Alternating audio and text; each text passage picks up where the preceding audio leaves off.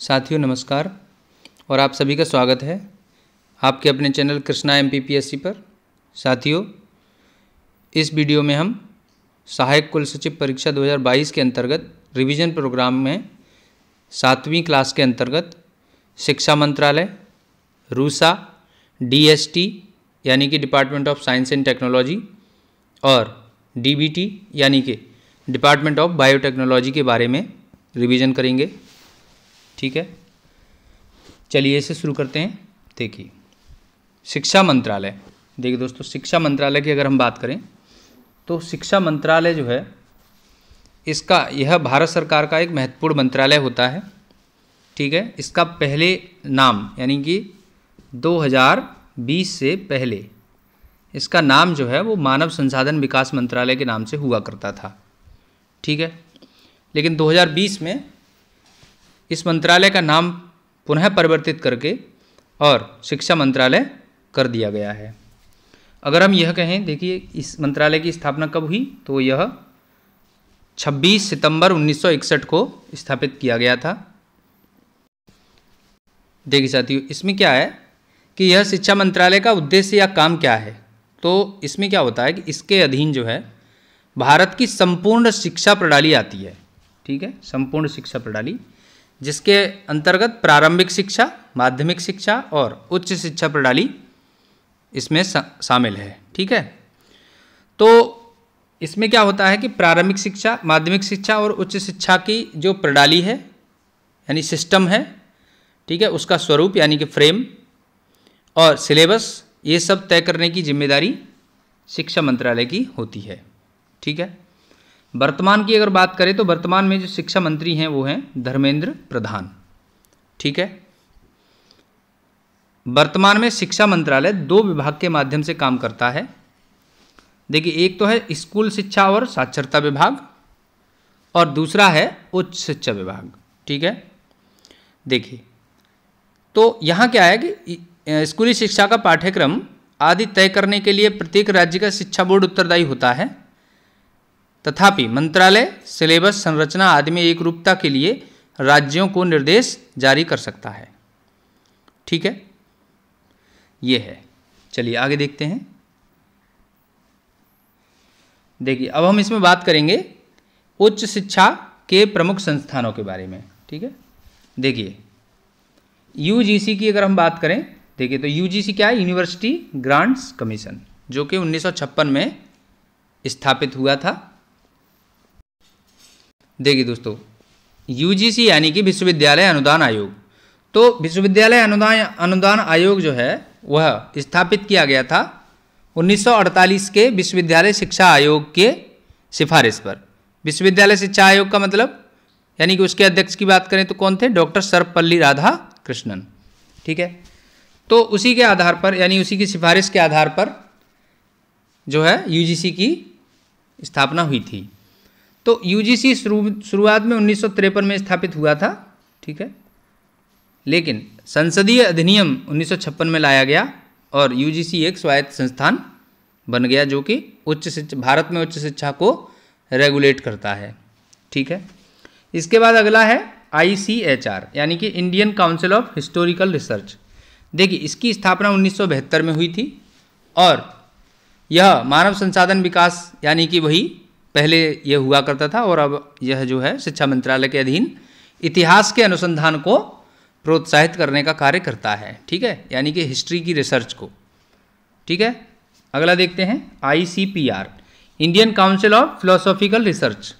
इसकी स्थापना 1977 में हुई थी, 1977 में, और इसको हम कहते हैं भारतीय दर्शन अनुसंधान परिषद।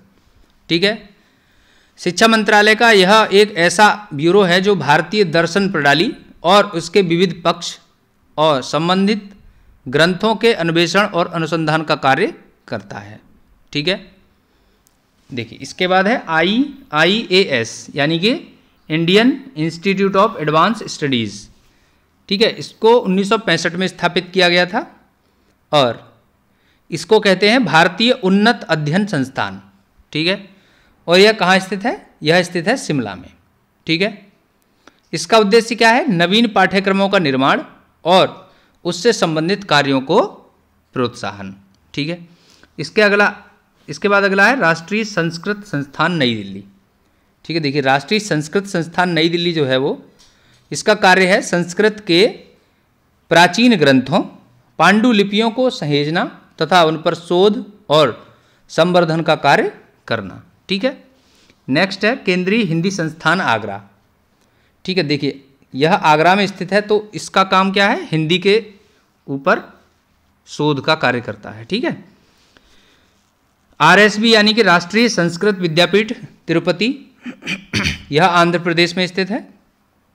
ठीक है, चलिए अब इसके बाद हम आगे देखेंगे। इसमें नेक्स्ट देखिए शिक्षा मंत्रालय के मुख्य उद्देश्यों को देखेंगे।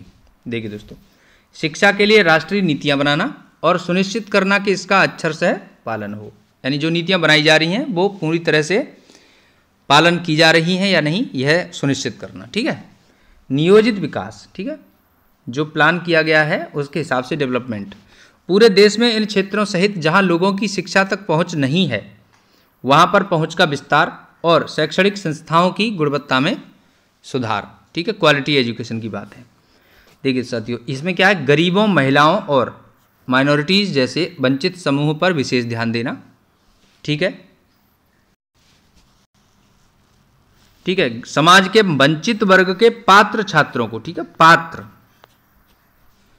पात्र छात्रों को छात्रवृत्ति, ऋण अनुदान आदि के रूप में वित्तीय सहायता प्रदान करना। ठीक है, देखिए यहाँ पात्र छात्रों की बात है, एलिजिबल कैंडिडेट्स की। ठीक है, देश में शिक्षा के अवसर बढ़ाने के उद्देश्य से यूनेस्को तथा विदेशी सरकारों के साथ मिलकर काम करने सहित शिक्षा के क्षेत्र में अंतर्राष्ट्रीय सहयोग को बढ़ावा देना, यह शिक्षा मंत्रालय के मुख्य उद्देश्य हैं। ठीक है, चलिए आगे देखते हैं। देखिए अगला टॉपिक है यहाँ पे हमारा रूसा, यानी कि राष्ट्रीय उच्चतर शिक्षा अभियान। ठीक है, यह अक्टूबर 2013 में शुरू किया गया था और यह केंद्र प्रायोजित योजना है। ठीक है, सेंट्रल स्पॉन्सर्ड स्कीम। ठीक है, उद्देश्य क्या है, पूरे भारत में उच्च शिक्षा संस्थानों को रणनीतिक वित्त पोषण प्रदान करना। ठीक है, देखिए दोस्तों, इसमें क्या है, केंद्रीय वित्त पोषण सामान्य श्रेणी के राज्यों के लिए 60-40 के अनुपात में होता है। ठीक है, जनरल कैटेगरी के जो स्टेट्स हैं। ठीक है, विशेष श्रेणी के राज्यों के लिए 90-10 का अनुपात होता है, यानी 90% जो है वो केंद्र सरकार वहन करेगी और 10% जो है वो राज्य सरकार। ठीक है, केंद्र शासित प्रदेशों के लिए 100%। ठीक है, जैसे दिल्ली है और चंडीगढ़ है, अंडमान है। ठीक है, इन सब के लिए क्या है, 100% है। विभिन्न राज्यों को वित्त पोषण राज्य उच्च शिक्षा योजनाओं के मूल्यांकन के आधार पर किया जाता है। ठीक है, यानी फंडिंग जो है वो पहले ये देखा जाएगा कि कितनी देनी है, तो इसी आधार पर यह देखा जाता है कि किस राज्य को कितनी फंडिंग करनी है ना, तो इस आधार पर फंड जारी किया जाता है। ठीक है, चलिए आगे देखेंगे। इसमें नेक्स्ट देखिए रूसा के लक्ष्यों की बात करते हैं। देखिए रूसा के लक्ष्य, देखिए रूसा ने 2020 तक देश के सकल नामांकन अनुपात को 30% तक बढ़ाने का प्रयास किया है। ठीक है, यह राज्य सरकारों द्वारा उच्च शिक्षा पर व्यय में वृद्धि करने का भी प्रयास करता है। ठीक है, यानी कि जो हायर एजुकेशन है उस पर खर्चा बढ़ाने की बात कर रहा है। ठीक है, हायर एजुकेशन पर खर्चा बढ़ाने की, यानी कि जब हायर एजुकेशन अच्छी होगी तो हम अंतर्राष्ट्रीय स्तर पर अपना एक अच्छा प्रयास प्रस्तुत करेंगे। योजनाओं की बात करें तो अपने दूसरे चरण, देखिए ये जो है 2 चरणों की बात है इसमें। ये 2013 से 2017 तक पहला चरण था और दूसरा चरण है इसका 2017 से 2020। तो इसमें क्या है, 70 नए मॉडल डिग्री कॉलेज, 8 नए व्यावसायिक महाविद्यालय निर्मित करने का लक्ष्य रखती है। 10 चुनिंदा राज्य विश्वविद्यालयों और 70 स्वायत्त महाविद्यालयों में गुणवत्ता तथा उत्कृष्टता को बढ़ाना, 50 यूनिवर्सिटी और 750 कॉलेजों इत्यादि को ढांचागत सहायता प्रदान करना, ये सब इसके लक्ष्य हैं रूसा के। ठीक है, आगे देखिए ये क्या है कि जो शिक्षा मंत्रालय है हमारा, उसने राष्ट्रीय उच्चतर शिक्षा अभियान रूसा की योजना को 31 मार्च 2026 तक जारी रखने की स्वीकृति प्रदान की है। देखिए यहाँ प्रश्न ये बन सकता है कि कब तक जो है ये जारी रहेगा, तो 2026 तक ये जारी रहेगा ठीक है। और ये आप देख सकते हैं यहाँ पर इसका लोगो है रूसा का, ठीक है।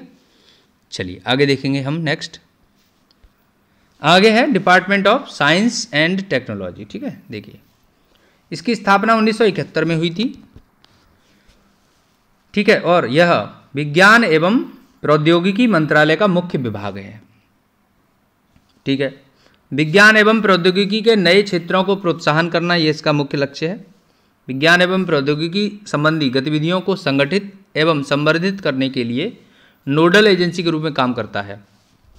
विज्ञान एवं प्रौद्योगिकी संबंधी नीतियों का निर्माण करना एवं विज्ञान इंजीनियरिंग का काउंसलिंग से संबंधित कार्य भी यही संपादित करते हैं ये डिपार्टमेंट। और प्रौद्योगिकी यानी टेक्नोलॉजी के नए क्षेत्रों को नवाचार यानी कि इनोवेशन आदि को प्रोत्साहन यहीं से दिया जाता है, ठीक है। देखिए आगे देखते हैं next, department of bio technology, ठीक है। देखिए तो इसमें क्या है, तो अब हम देखेंगे डिपार्टमेंट ऑफ बायोटेक्नोलॉजी, ठीक है। देखिए तो यहाँ क्या है, जैव प्रौद्योगिकी कहते हैं इसको, ठीक है। इसकी स्थापना 1986 में हुई थी। विज्ञान एवं प्रौद्योगिकी मंत्रालय के अधीन ही यह भी कार्य करता है, ठीक है। बायोटेक्नोलॉजी के क्षेत्र में शोध को नई ऊंचाई देना और संपदा निर्माण की सबसे महत्वपूर्ण उपकरण के रूप में बायोटेक्नोलॉजी को नया स्वरूप देना, यह दो इसके मुख्य लक्ष्य हैं। और सामाजिक न्याय विशेषकर गरीबों के लिए बायोटेक्नोलॉजी का उपयोग, यह भी इसका एक लक्ष्य है, उद्देश्य है, ये कह सकते हैं हम, ठीक है। चलिए आगे देखते हैं इसमें। देखिए यह एक प्रश्न है, विज्ञान और प्रौद्योगिकी विभाग ने AI यानी कि आर्टिफिशियल इंटेलिजेंस, ठीक है, तैयारी को बढ़ावा देने के लिए किस कंपनी के साथ साझेदारी की है। देखिए गूगल, एप्पल, इंटेल, इन्फोसिस। देखिए दोस्तों इसका जवाब है इंटेल, ठीक है। इंटेल कंपनी के साथ ये समझौता किया है, साझेदारी की है कि वे साइंस एंड टेक्नोलॉजी को बढ़ावा दें और आर्टिफिशियल इंटेलिजेंस को बढ़ाएं, ठीक है। देखिए यहाँ क्या है, देखिए भारत सरकार के तहत विज्ञान और प्रौद्योगिकी विभाग और इंटेल इंडिया ने देश में AI तैयारी को बढ़ावा देने के लिए एक कार्यक्रम शुरू करने के लिए साझेदारी की है। केंद्रीय विज्ञान और प्रौद्योगिकी राज्य मंत्री, ठीक है, वर्तमान में जितेंद्र सिंह हैं, द्वारा राष्ट्रीय विज्ञान दिवस को चिन्हित करने के लिए बिल्डिंग AI रेडीनेस इन यंग इनोवेटर्स शीर्षक से पहल शुरू की गई थी, ठीक है। आगे देखते हैं। अगला प्रश्न यहाँ पर है एक, राष्ट्रीय कृषि खाद्य जैव प्रौद्योगिकी संस्थान कहाँ स्थित है। देखिए दोस्तों यह संस्थान जो है वो कहाँ स्थित है, मोहाली में, ठीक है, मोहाली में स्थित है। आगे देखेंगे, देखिए राष्ट्रीय जैव प्रौद्योगिकी विकास रणनीति, ठीक है।